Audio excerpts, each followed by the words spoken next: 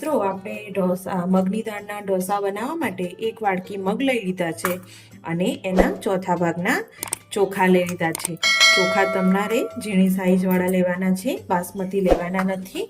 તો આ બંનેને હવે આપણે મિક્સ કરીને પલાળી લેશું। ધોઈ દેશું પહેલાં અને પછી એને પલાળી દેશું 5 થી 6 કલાક માટે। एकदम सरस रीते आपणे पहला एने धोई देशुं। एकदम क्रिस्पी एवा मगना ढोसा बनशे। आ रीतथी बनावशो तो अने एकदम इन्स्टंट ज बनी जशे। तो मगना ढोसा आपणे आजे मगना ढोसा बनावीए। चलो मित्रों, तो आ रीते आपणे धोईने अने मगने अने चोखाने 5 થી 6 કલાક માટે પલાળી દેશું। અને હા મિત્રો, આટલા 1 કપ મગમાં તો તમારે આખા ઘરના બધા જ વ્યક્તિઓ જમી રહેશે। 1 કપમાંથી મસ્ત એવા આપણા ક્રિસ્પી ઢોસા બનીને તૈયાર થશે। તો આને આપણે 5 થી 6 કલાક માટે ખાલી પલાળી દઈએ। નથી આથો લાવવાનો કે નહીં સોડા કસાનો ઉપયોગ કર્યા વગર આપણે ઢોસા બનાવવાના છે। તો આપણે આને પલાળીને મૂકી દઈએ 5 થી 6 કલાક। तो आपणा आ मग अने चोखा बे पलળી ગયા છે અને 5 થી 6 કલાક થઈ ગયા છે। હવે આને આપણે મિક્સર જારમાં લઈ લેશું। પાણીનું ક્વોન્ટિટી આપણે ઓછી રાખવાની છે, પાણી વધારે લેવાનું નથી।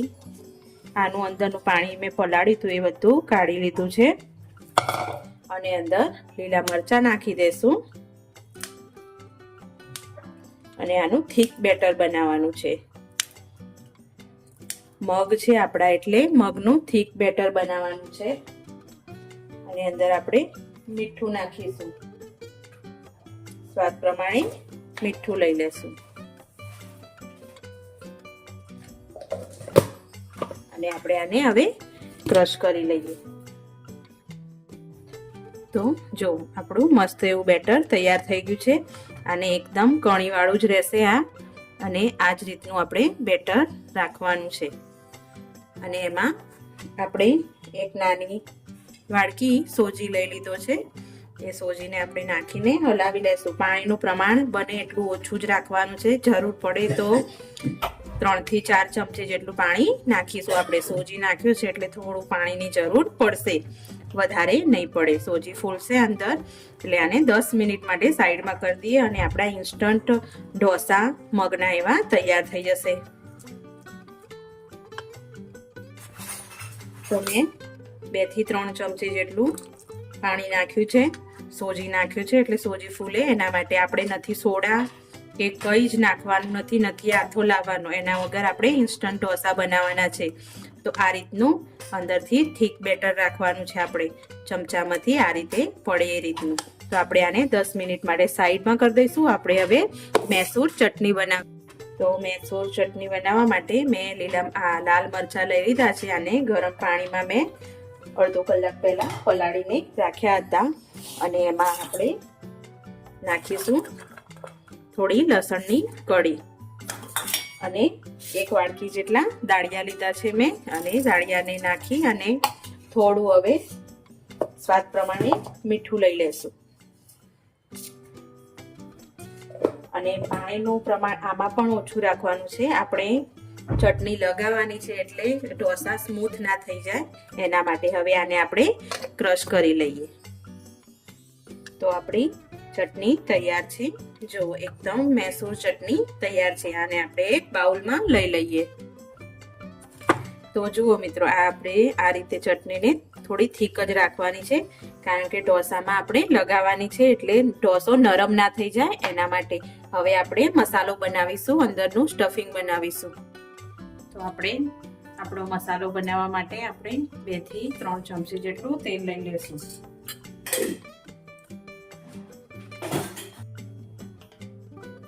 આપણું તેલ આવી ગયું છે।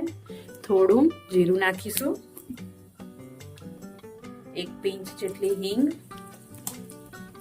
અને આપણે થોડી અડધી ચમચી જેટલી અડદની દાળ છે એને થોડી એવી સાતળી લઈશું।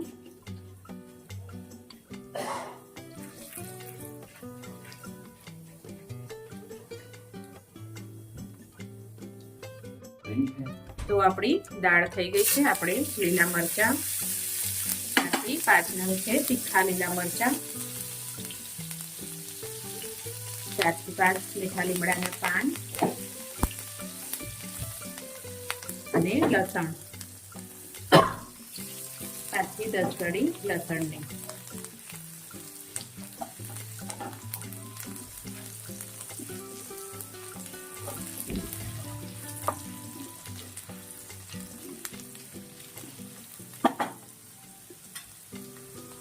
આપણે અડધી ચમચી જેટલી હળદર નાખીશું અને આપણું આ સ્ટફિંગ બધું ઉમેરી લેશું અને મિક્સ કરી લેશું સરસ રીતે.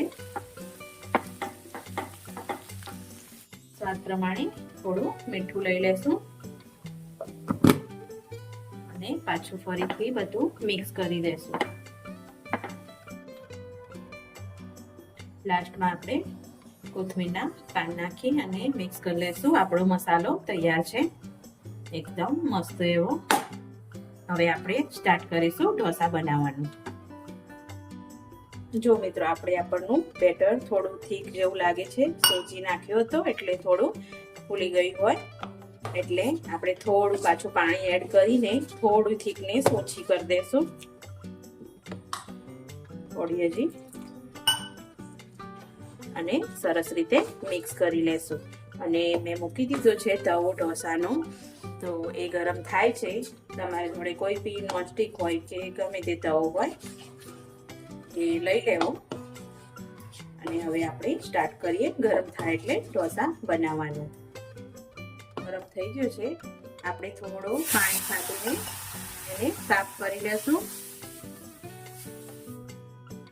અને આપણું બેટર નાખીશું વચ્ચે અને ધીમે ધીમે આ રીતે આપણે કરતા જઈશું, પતલો કરતા જઈશું.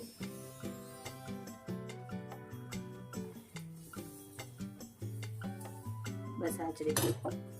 હવે આપણે એના પર થોડું તેલ લગાવી દેશું, થોડું કિનારી પર અને થોડું વચ્ચે.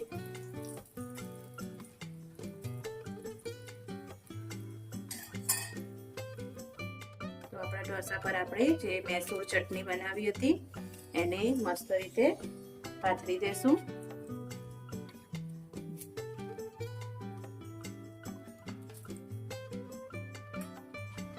અને આપણે જે સ્ટફિંગ બનાવ્યું હતું એને પણ પાથરી દેશું. મિક્સ કરી લેશું ચટણી ને બંને. એકદમ આપણો મગનો ઢોસો તૈયાર છે અને એકદમ ક્રિસ્પી બન્યો છે.